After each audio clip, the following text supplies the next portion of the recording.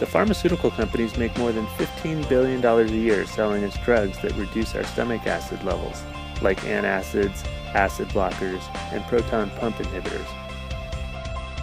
They say we need these drugs because we are overproducing stomach acid. But what if they're wrong?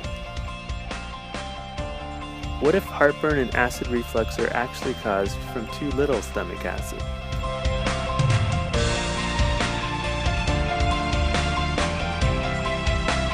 Let's take a look at how digestion is supposed to work. When you think, smell, or see food, you begin salivating. Your saliva contains enzymes that begin digesting your food.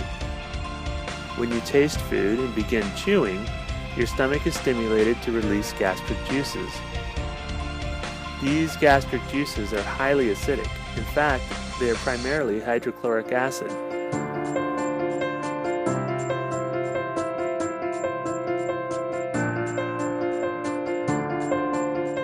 The stomach is designed to be extremely acidic, and this acidity can be a measure of how healthy you are.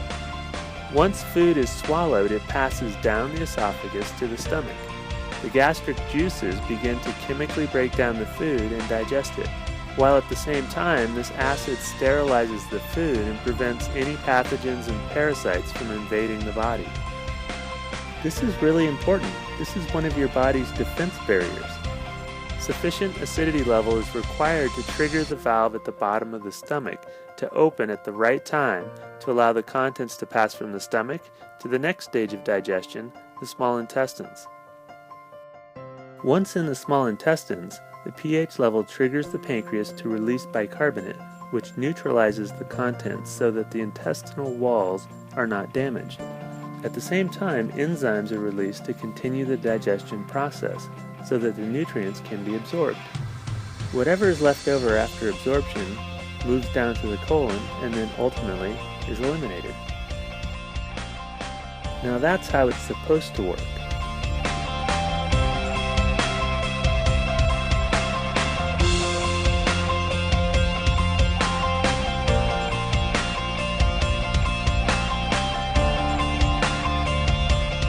Well, here's the deal. If you have reduced stomach acid, the chemical breakdown of your food is going to be incomplete.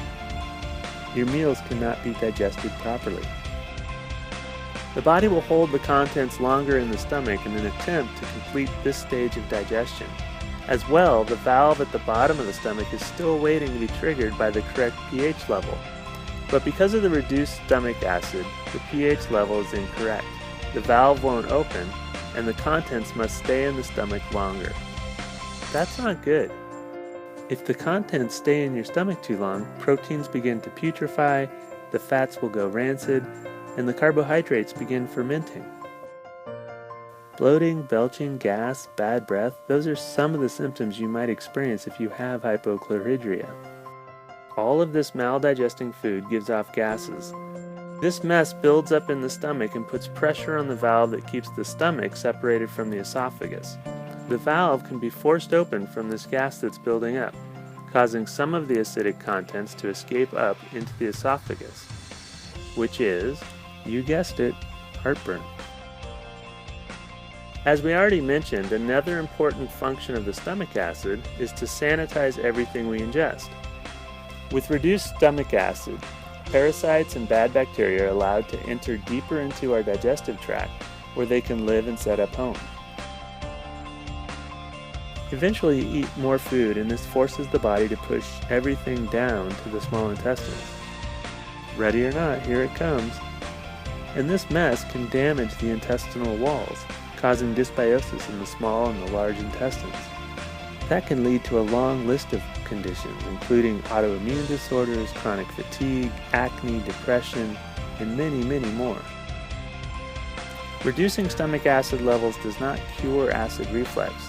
In fact, it is typically the cause of acid reflux. Drugs temporarily neutralize the stomach pH, which will reduce burning sensations. But once the drugs wear off, the problem recurs worse than the last time. The severity will increase over time, and stronger medications used more frequently will be required for the same effect.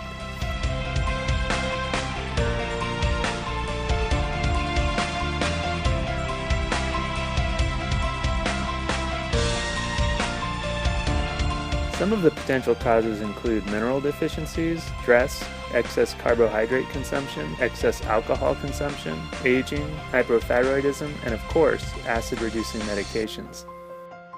Digestion works north to south. Problems downstream are best remedied by looking upstream to see what upset the natural balance there. Speak with a qualified health provider to learn more about the role nutrition and digestion play in your overall health.